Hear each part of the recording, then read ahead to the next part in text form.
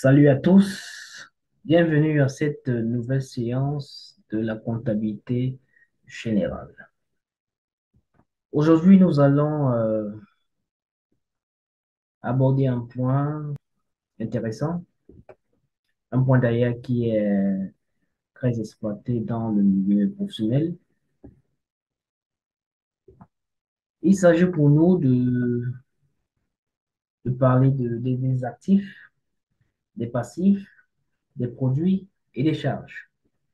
Cette séance va se reposer sur deux points. Le premier point, il sera question de définir les concepts.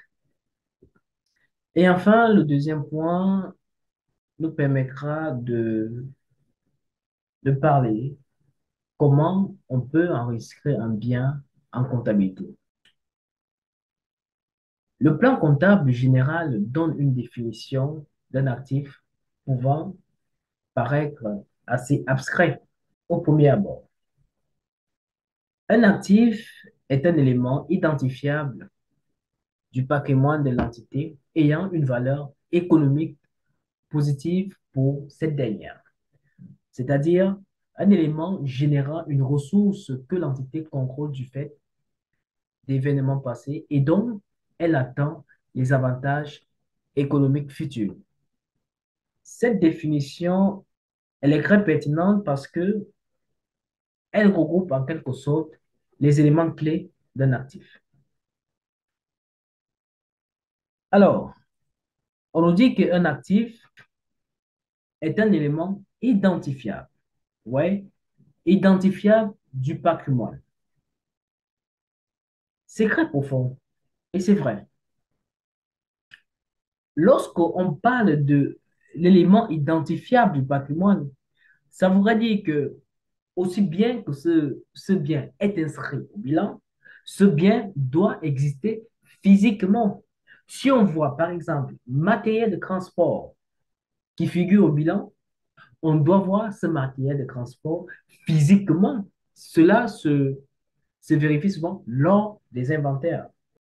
Ayant une valeur économique positive. Ça, c'est vrai. Vous ne verrez jamais une charge au bilan. Ça n'existe pas. Quand on parle du bilan, c'est de la classe 1 jusqu'à la classe 5. Pour le cas des actifs, on a l'ensemble des biens. Vous avez les IMO, vous avez l'actif circulant, vous avez la trésorerie. Bien. Deuxième définition, le passif. Contrairement à l'actif, le passif correspond aux éléments faisant partie du patrimoine de l'entreprise et qui ont une valeur négative pour l'entité.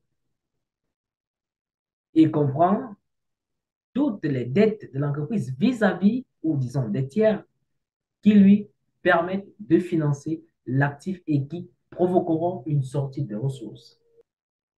Ça, c'est vrai. Alors, ici, lorsqu'on dit vis-à-vis d'un tiers, chers amis, le passif regroupe l'ensemble des ressources qui ont permis de réaliser l'actif.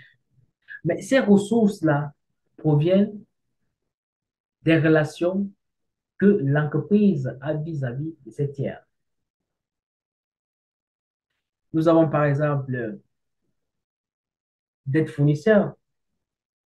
Ce dernier livre de la marchandise à crédit à l'entreprise. Nous avons les dettes financières.